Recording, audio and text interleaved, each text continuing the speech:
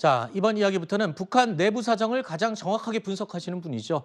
태용호 전 국민의힘 의원과 함께하겠습니다. 의원님 안녕하십니까? 어서 오십시오. 네, 안녕하세요.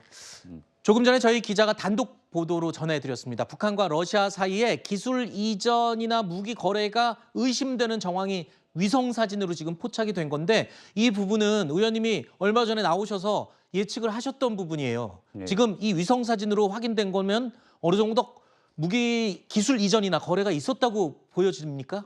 당연히 그 무기 거래가 있었습니다. 왜냐면요, 지금 러시아가 우크라이나 전선에서 하루에 퍼붓는 포탄 양이 1만 발입니다. 네. 그런데 러시아가 가지고 있는 포탄 생산 잠재력은 매월 네. 8만 발부터 12만 발입니다. 네. 그러면 하루에 이렇게 1만 발씩 계속 퍼볼 수가 없거든요. 그렇죠. 그래서 지금 미국이 발표한 자료에 하면 지난해 9월부터 올해 1월까지 총 7만 4천 톤의 포탄량이 네. 북한으로부터 넘어갔는데 아하. 이것은 160만 발에 해당한 이런 포탄이라고 합니다. 어마어마한 양이네요. 예, 그런데 지금 매일 1만 발씩 퍼붓기 때문에 이제는 잔고가 바닥이 나게 됐거든요. 네. 그래서 푸틴이 급히 또 평양에 갔고 김정은이 약속했기 때문에 당연히 아마 이제부터 북한과 러시아 간의 무기 거래는 더 활발해질 네. 거고요. 또 의미심장한 거는 오늘 아침에 네. 방금 북한의 박정천 네. 당 군사위원회 부위원장의 입장문이 나왔습니다. 네네네. 근데 입장문의 내용이 어떻게 되어 있는가 하면 미국이 네. 우크라이나에 제공했던 무기를 가지고 네. 러시아를 공격하라고 이렇게 고삐를 풀어주었다. 아하. 그렇기 때문에 네. 북한은 앞으로 러시아와 계속 한전에 있을 것이다 라는 입장문을 몇 시간 전에 내놓았습니다. 아, 그러니까 뭔가 핑계거리를 지금 만들어서 발표를 거죠. 했네요. 예. 미국도 어차피 하고 있으니. 북한이 하고 있는 건 당연한 거 아니냐. 네. 이런 취지의 입장문이 바로 오늘 나왔습니다. 자, 이렇게 지금 한마디로 명분 쌓기를 계속 하고 있는 것 같습니다. 네. 북한의 포탄을 러시아에 지원을 하고 러시아의 군사기술이 이전되는 부분에 대해서 너희들도 하고 있으니 우리들도 하는 거다라고 명분 쌓기를 지금 하고 있는 것으로 보이는데 네. 그렇다면 똑같은 논리로 지금 이런 얘기까지 나와요. 한반도 핵 무장론에 대한 명분도 그럼 생기는 게 아니냐. 예. 그렇지 않습니까? 당연하죠. 이번에 북한이 푸틴의 방문을 통해서 얻은 거는요, 가장 크게는 핵 보유국 인정입니다. 그렇죠. 전 세계적으로 NPT 시스템이 지금까지 유지되어 올 수 있었던 거는 유엔 상임위 5개 상임이사국이 이 NPT 협정에 충실했는데요. 이번에 푸틴은 평양에 가면서 첫째, 북한이 최근 연간 달성한 모든 군사 부분의 성과를 지지한다 했습니다. 네. 결국 최근에 북한이 이룩한 군사적 분야에서의 성과의 핵심은 핵이거든요. 네. 두 번째, 북한의 핵 개발과 관련해서 취했던 대북 제재 네. 지키지 않겠다. 이건 결국은 인정했고 네. 마지막이 제일 중요한데 앞으로 러시아나 북한 중에 어느 일방이 공격을 받으면 네.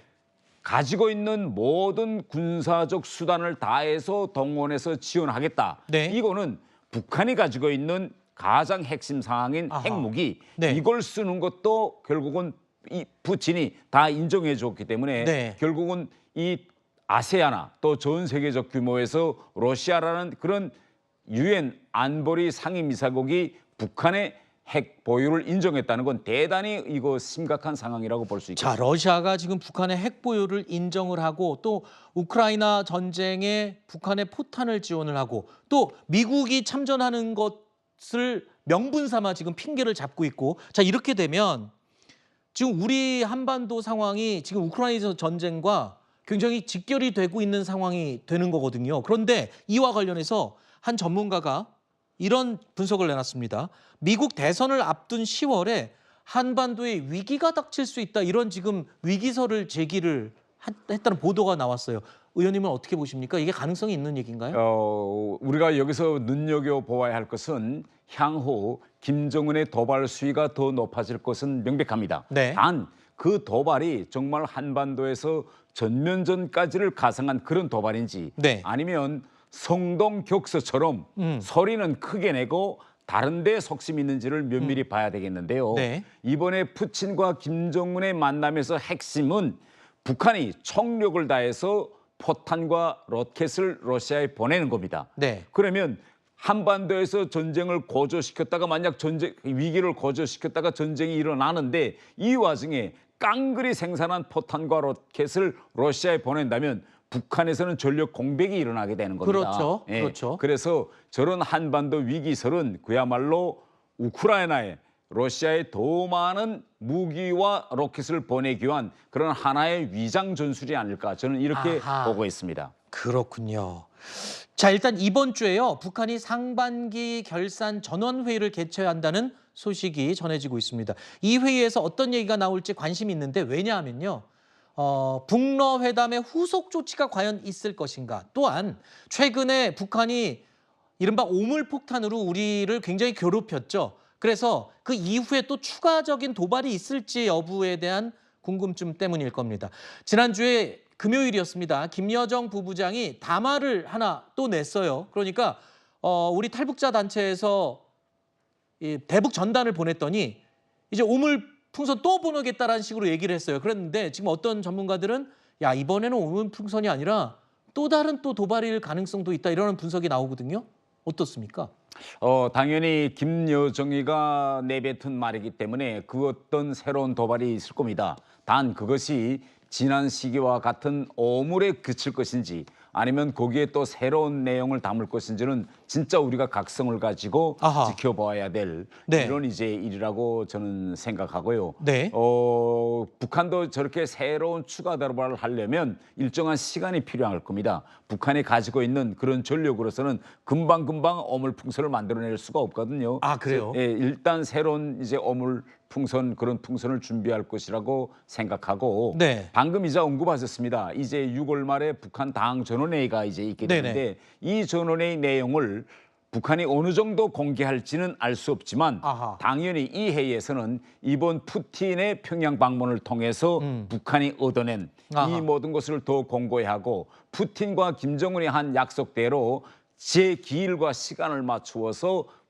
러시아 약속한 포탄과 로켓을 보장하는 시간적인 문제, 또 반대급부로 오케이 되는 러시아로부터의 군사 협력을 통해서 네. 군사 정찰 위성 발사와 같은 그런 새로운 추가적인 군사 기술을 업그레이드하는 이런 네. 아주 전략적인 문제들이 당 전원회의에서 논의될 것 같습니다.